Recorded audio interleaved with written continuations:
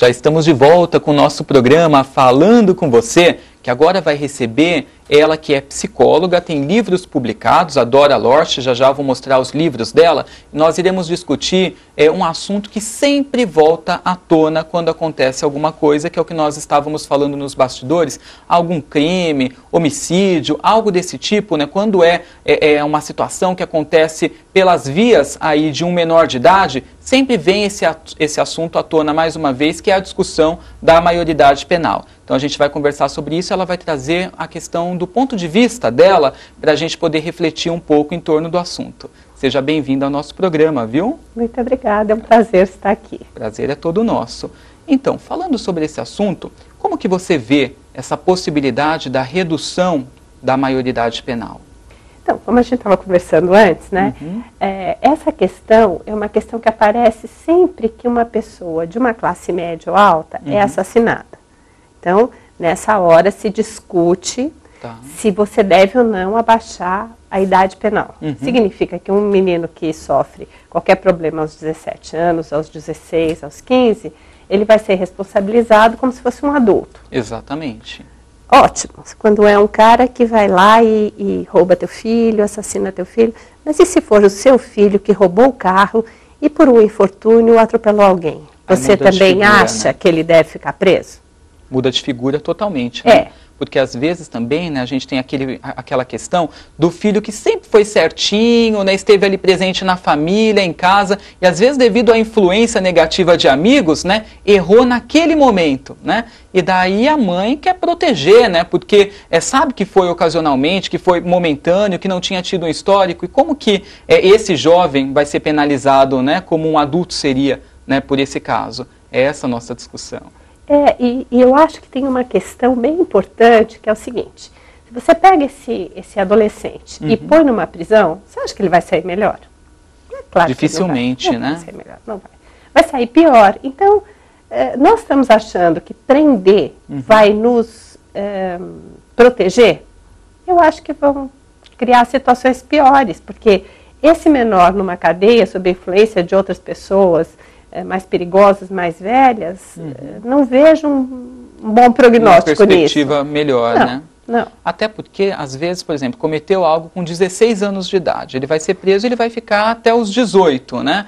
E daí ele vai estar durante esses 2 anos aí em contato com pessoas que, de repente, são muito piores, fizeram coisas muito mais errôneas do que ele propriamente dito. Pode ter influência daí, né? E aí entra aquilo que a gente estava conversando, de outras penas. Por exemplo, você acha que só prisão resolve, mas nós temos alguns estudos em outros países que fazem o seguinte: você pega aquele valentão que fez e aconteceu, que roubou, que bateu, que não sei o que, não sei o que, e que vai fazer uma pena comunitária. Por exemplo, vai varrer a rua.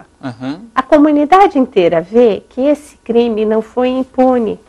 Não passou despercebido. É mais importante para a comunidade ver que aquele menino foi punido do que se ele for para uma cadeia, que lá você não está vendo, você não sabe o que está acontecendo, e ele pode voltar dizendo que é mais perigoso, talvez até sendo mesmo, com outros contatos. Então, a pena comunitária eu acho que é uma saída boa, eficiente e que tem menos reincidência, e que a comunidade percebe que ele está sendo cobrado pelo que fez. Eu acho mais efetivo. Certo.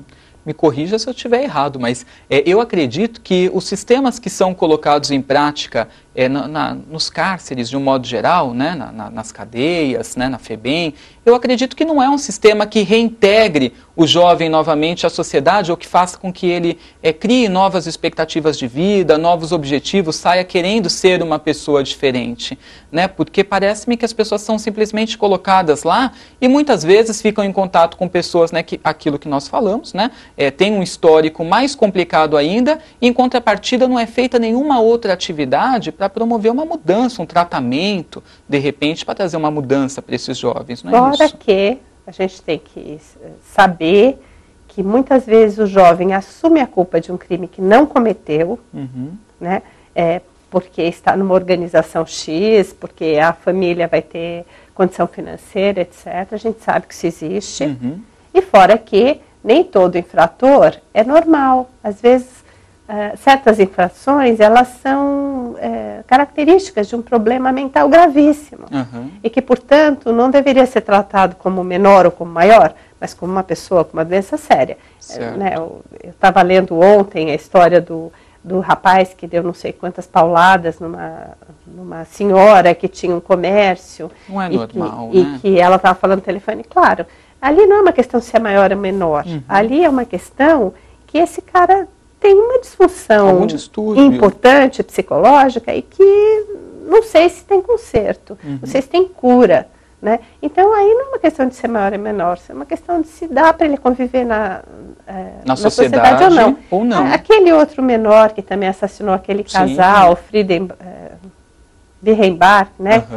Ele também é um menino que eu não sei também se ele é comprometido psicologicamente. Então, aí as pessoas falam, mas você é a favor, mas tem esses casos. Não, mas esses casos são maiores ou menores. Eles são casos que... de quadro psicológico. Tem um quadro complicadíssimo, é outra história. Né? São casos bem específicos. Agora, Dora, fala uma coisa para mim. Você acredita que uma educação assim, que é dada com cuidado pelos pais, a forma de educar, ela pode evitar que esse tipo de coisa aconteça no futuro? Você acredita que às vezes é falha na educação desses jovens que faz com que eles cometam esse tipo de coisa? Eu acredito, e essa é a parte mais doída. Os menos favorecidos, os que são mais abandonados pelos pais, pelas mães, pelos avós, pelos tios, aqueles que são muito espancados, aqueles que são muito torturados, aqueles que são violentados, esses são os mais raivosos. Certo. E são os que vão ser penalizados pela sociedade.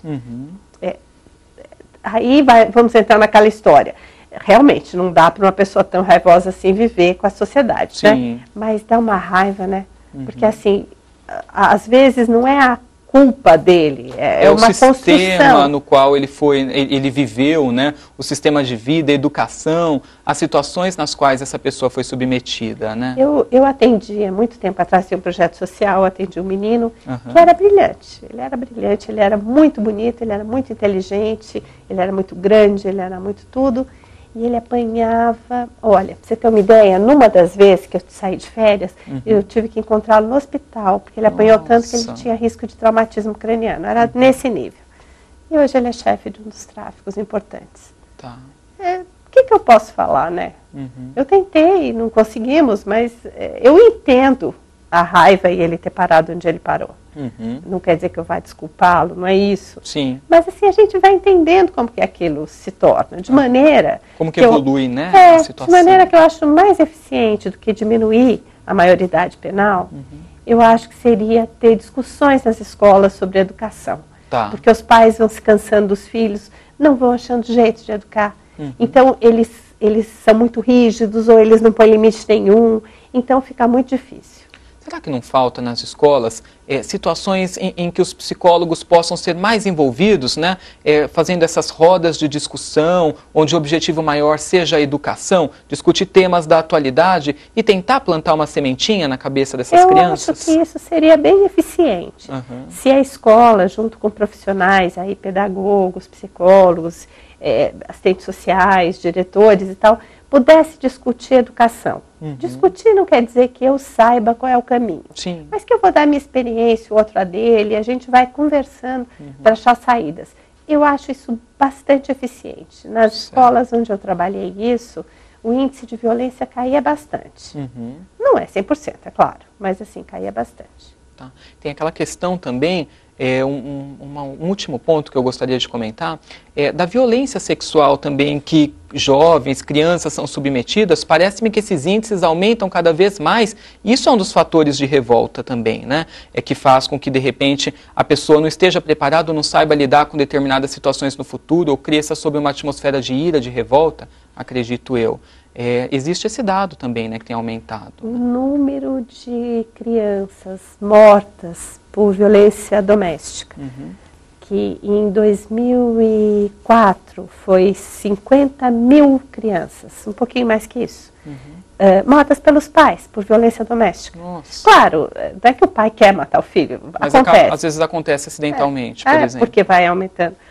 O número de crianças violentadas, abusadas, as mulheres ainda denunciam. 75% dos casos são denunciados, mas segundo os últimos estudos, de cada 10 mil meninos violentados, um denuncia. Nossa, é pouco, então, né? é pouco. Então, assim, isto é um contingente, um número incrível. Estou fazendo um livro sobre violência, alguns itens estão muito frescos na minha memória, mas, sinceramente, não sei te dizer quantas crianças são violentadas por ano.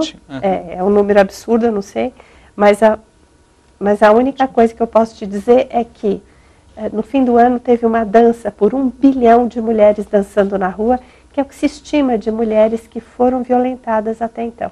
Nossa, é muita 1 bilhão, coisa, é muita coisa. É muita coisa. Quero agradecer muito sua presença, foi bastante esclarecedora essa pauta. Vamos mostrar os livros da Dora que você encontra com facilidade, né, Dora? Eu acho que se você não encontrar, você liga para a editora que eles te mandam.